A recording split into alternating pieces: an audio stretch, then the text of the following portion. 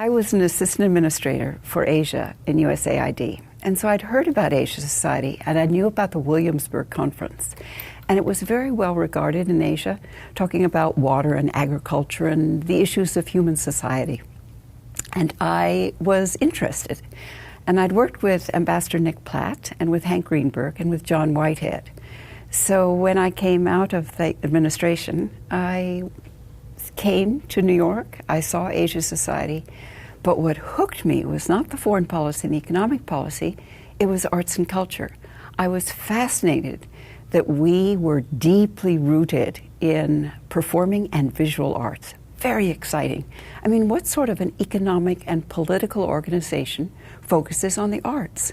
No one. It was unique, it was exciting, and it's the future of the world. I had a minor of arts in college, and I loved coming back to it. And it made me react as a whole person rather than just part of my mind and heart. It captured all of me. So it was fun, exciting, interesting, and there were people here that I respected and admired for their work in trying to get the world to talk to itself, to solve problems, and to have friendships across the oceans.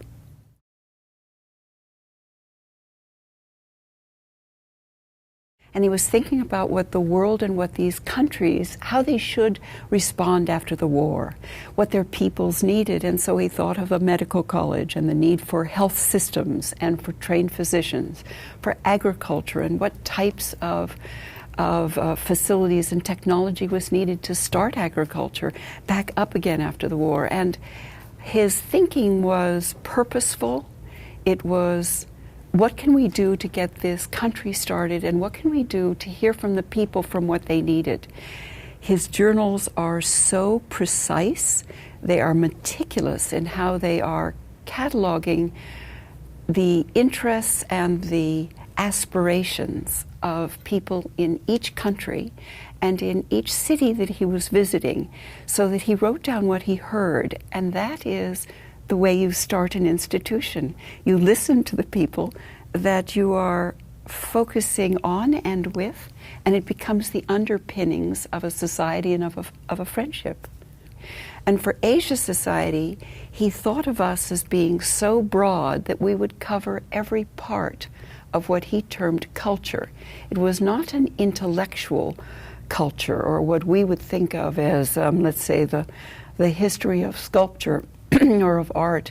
It was culture in that it included every aspect of society, about how people lived, how they moved among their relatives, how they moved into the cities, how they got work, how they had language facilities with each other.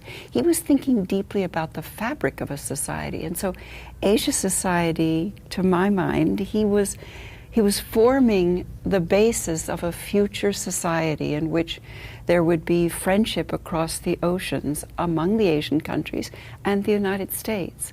And that was a great insight. Coming out of the war, people were not thinking about ways to connect nations. They were thinking about building their own nation, their own communities, and bringing their families back together. So for him to think more broadly, to think about how the family of nations could gather and how people could have friendship and reconciliation, they could understand each other and their hopes and dreams for the future, that was revolutionary. Revolutionary in every aspect, in that these were former enemies or allies in a wartime situation. And when you think about what John D. Rockefeller, what he was thinking when he first started this organization, it was a time in which the public interest was coming out of a war. There was a feeling that we had won the war, that those who had lost the war were often in Asia, and that we should leave them behind.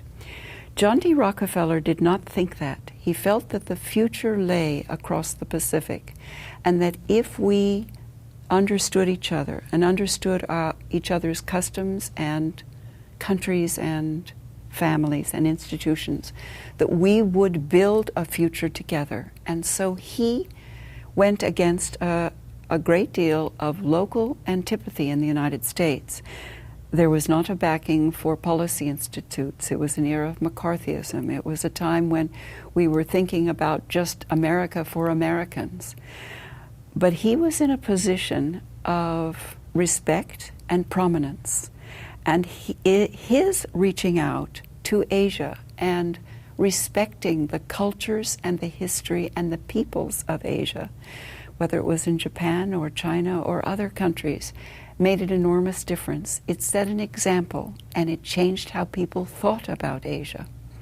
And if you come forward into this fourth generation of Rockefellers to Senator Rockefeller, since I carried many of the Asia portfolios in the U.S. government over the years, I would see Senator Rockefeller on the floor of the Senate. He would be speaking about our interests in Asia, when others in the United States thought that our interests lay elsewhere. He would bring us back to the importance of Asia to the United States. And that is a family legacy, and it is the legacy that he brings to us.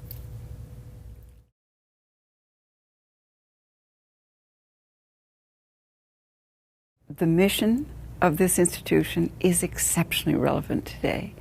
It was important after the war to make countries connect with each other and to make the peoples of these countries feel closer to each other so that they could help each other rebuild after the war. Today, the ground has shifted. When you think about the next 60 years, we are going to be connecting so urgently and directly, electronically with each other, that the ability to understand what another person is talking about, asking of you, demanding of you, sharing with you is going to be extremely important. So if we had not created a society 60 years ago under this beautiful vision of John D. Rockefeller, we would want to create it today so that people would have a chance to talk to each other. And when you look at the scope of Asia and the continent of Asia, there is so much breadth and depth of customs, of cultures, of visions, of policies, of economics, that you realize that these conversations will be fascinating and educational, and they will create of us in the next 60 years a sense of being a global citizen, of being in the world together. And that is John D. Rockefeller's mission for all of us.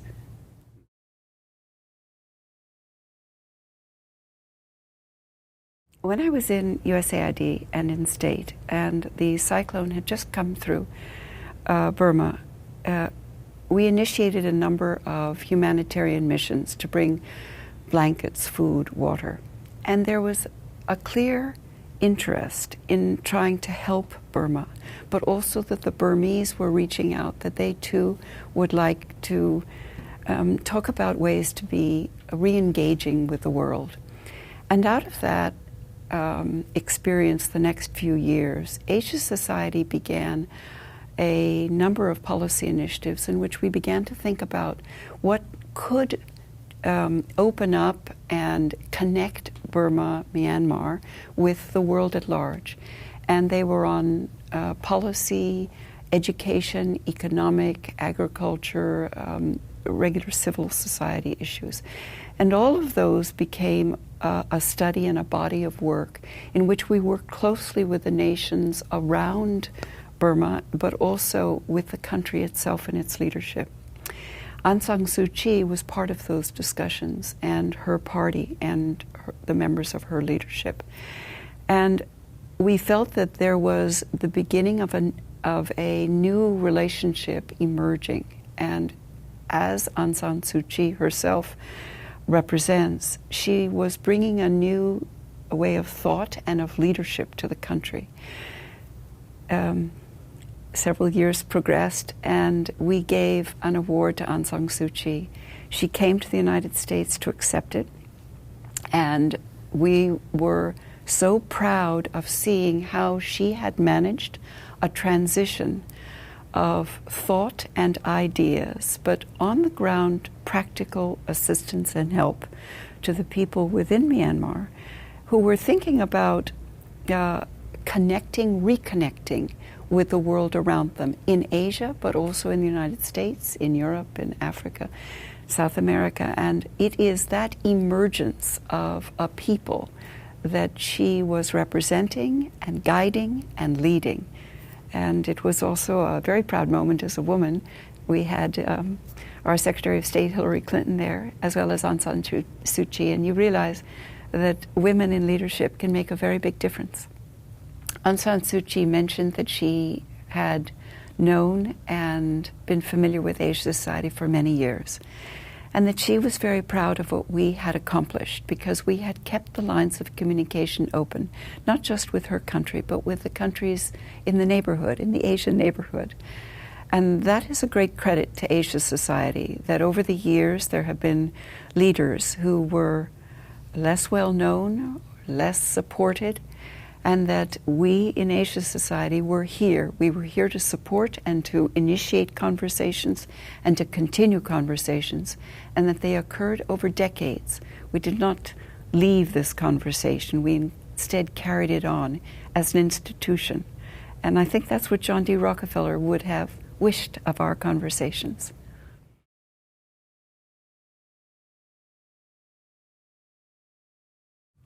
In our 60th anniversary, 60 years seems like a venerable institution in America, but in Asia it would be the springtime, so that we'd be in the springtime of our life as an institution. So Asia Society at 60 is really very young, and one of the treats of belonging to Asia Society is that it never grows old. There's always a time when you are interested in something new. It's a new time in your life, it's a new time in Asia Society's life, and it becomes a society of renewal and of delight.